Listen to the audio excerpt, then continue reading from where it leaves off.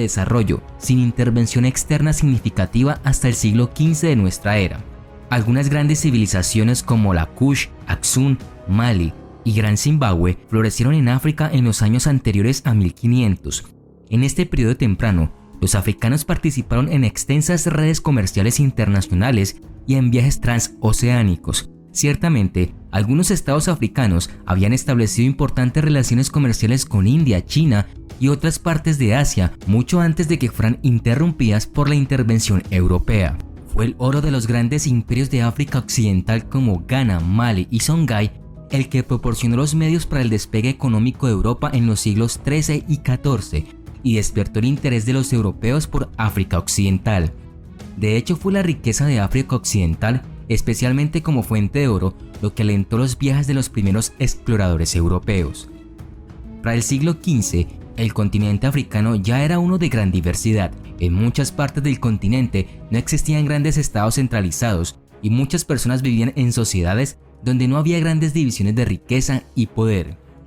En tales sociedades, generalmente había sistemas de gobierno más democráticos mediante consejos de ancianos y otras instituciones basadas en el parentesco y la edad. Como consecuencia, también hubo una diversidad de creencias religiosas y filosóficas. Algunas sociedades africanas pudieron proporcionar esclavos y lo hicieron. Había, por ejemplo, un comercio de exportación de esclavos, llevándolos a través del Sahara desde el oeste hasta el norte de África, siguiendo una ruta similar a otros bienes comerciales como el oro y la sal. Los africanos esclavizados también se vieron obligados a ir a partes del Medio Oriente, a la India y quizás incluso a China. Desde mediados del siglo XV, África entró en una relación única con Europa que condujo a la devastación y despoblación de África, pero contribuyó a la riqueza y el desarrollo de Europa. Desde entonces hasta finales del siglo XIX, los europeos comenzaron a establecer un comercio de cautivos africanos. Los primeros 130 años, los portugueses dominaron el comercio transatlántico de esclavos. Después de 1651, cayeron a la segunda posición detrás de los británicos, que se convirtieron en los principales transportistas de africanos al Nuevo Mundo, una posición que continuaron manteniendo hasta el final del comercio a principios del siglo XIX. Los primeros esclavos centroafricanos fueron los cautivos externos de los Bakongo. Los intentos de limitar la esclavitud a cautivos externos fracasaron y pronto se vendieron esclavos dentro de la sociedad Congo. Muchos eran guerreros capturados de las guerras Haga de 1569. A mediados del siglo XVI, después de que los portugueses establecieran una colonia de Angola en el territorio de Mbundu, el tributo que anteriormente pasaba al rey se pagaba a un oficial del ejército portugués, en lugar del jefe tradicional. Los oficiales del ejército exigieron que el tributo se pagara en forma de esclavos.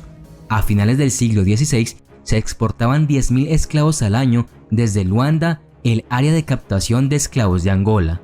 Francia se unió al tráfico de esclavos en 1624, seguida pronto por Holanda y Dinamarca. Los holandeses arrebataron el control del comercio transatlántico de esclavos a los portugueses en la década de 1630. Inglaterra luchó en dos guerras con los holandeses en el siglo XVII para obtener la supremacía en el comercio de esclavos. Se formaron 3 compañías inglesas especiales, incluida la Royal African Company, para operar en la venta de esclavos. Se les otorgaron los derechos exclusivos para comerciar entre Costa Dorada y las colonias británicas en América. Comenzando con la demanda española de mano de obra esclava, una demanda que continuó y se expandió en las otras colonias y en los Estados Unidos, incluso después de la abolición del comercio en 1807, la trata transatlántica de esclavos trajo entre 9.6 y 11 millones de africanos al Nuevo Mundo. Algunas naciones europeas transportaron más africanos que otras, y algunas regiones del Nuevo Mundo recibieron más africanos de ciertas regiones que de otras. Los europeos importaron esclavos africanos en parte por razones demográficas. Como resultado de las enfermedades epidémicas que redujeron la población nativa entre un 50 y un 90%, la oferta de mano de obra fue insuficiente para satisfacer la demanda. Los africanos tenían experiencia en la agricultura intensiva y la cría de ganado, y sabían cómo cultivar cultivos como el arroz con los que los europeos no estaban tan familiarizados. Inicialmente, Los colonos ingleses dependían de sirvientes blancos contratados en lugar de esclavos negros. Más de la mitad de todos los inmigrantes blancos en las colonias inglesas durante el siglo XVII eran convictos o sirvientes contratados. Todavía en 1640 probablemente había solo 150 negros en Virginia, y en 1650 300, pero ya en 1680 el número había aumentado a 3.000 y en 1700 a 10.000. Enfrentados a la escasez de sirvientes blancos contratados y temerosos de una revuelta de sirvientes, los colonos ingleses recurrieron cada vez más a los africanos esclavizados. Entre 1700 y 1775, más de 350.000 esclavos africanos entraron en las colonias americanas.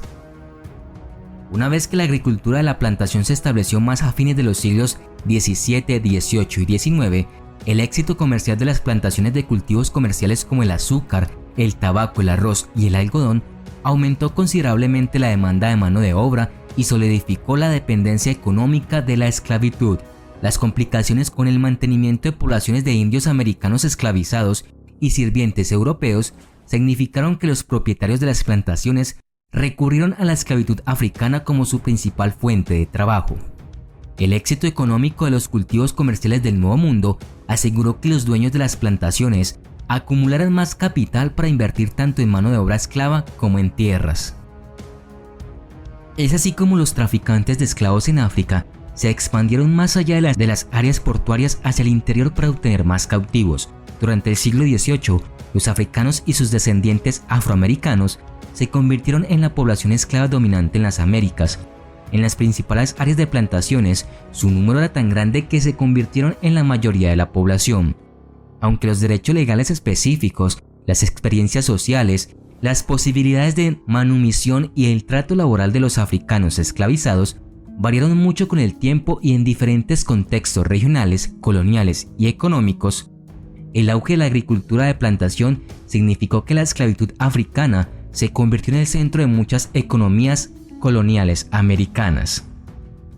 Para asegurar su éxito financiero, los esclavistas influyeron en los sistemas políticos, legales y sociales para limitar tanto la movilidad como la posibilidad de libertad para un número creciente de esclavos africanos y su descendencia. Los historiadores aún debaten exactamente cuántos africanos fueron transportados a la fuerza a través del Atlántico durante los siguientes 4 siglos. Una base de datos integral situó la cifra en poco más de 11 millones de personas. De ellos, menos de 9.6 millones sobrevivieron al llamado Paso Medio a través del Atlántico, debido a las condiciones inhumanas en las que fueron